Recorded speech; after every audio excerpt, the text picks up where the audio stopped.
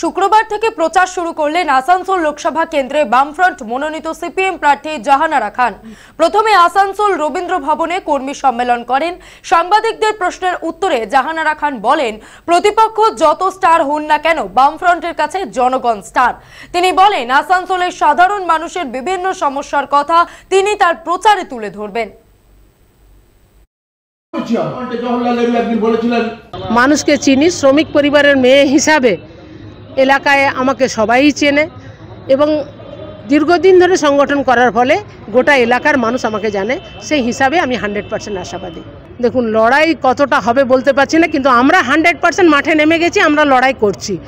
প্রতিপক্ষ কে আছে, তারকা আছে না কে আছে, সেটা আমাদের কাছে ধরা নেই। তারকাদের কাজ করবে, তারা গরিব খেটে খাওয়া মানুষের কথা কতবার তুলবে। মানুষ একবার ভোট দিয়ে দেখেছে, আশা করি দ্বিতীয়বার মানুষ এই ভুল আর করবেন না। 2021 সালে বিধানসভা নির্বাচনে সুজাপুরের মানুষ জিতিয়েছিল তৃণমূল প্রার্থী আব্দুল গনিকে, কিন্তু বিধায়ক হবার পর সেরকম ভাবে এলাকায় দেখা যায়নি আব্দুল গনিকে। তার ভূমিকা নিয়ে এলাকায় ক্ষোভ রয়েছে। দলের তৃণমূল বিধায়কের বিরুদ্ধে এবার সরাসরি প্রশ্ন তুলে সোচ্চার হলেন দক্ষিণ মালদা কেন্দ্রের তৃণমূল কংগ্রেস প্রার্থী শাহনওয়াজ আলী রায়হান।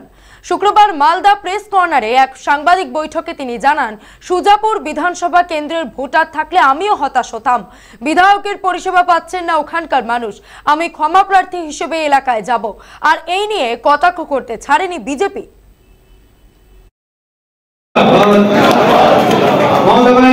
আমি যদি সুজাপুরে ভোটার হতাম আর আমি একটা লোককে দুহাত ভরে ভোট দিলাম আর তারপর আমি দেখা পাচ্ছি না, এটা তো আমিও হতাশ হতাম। ফলে তো সুজাপুরবাসীর এই হতাশার জায়গাটা, যে তাদের মনোভঙ্গের জায়গাটা, আমি সেইটাকে চেষ্টা করব।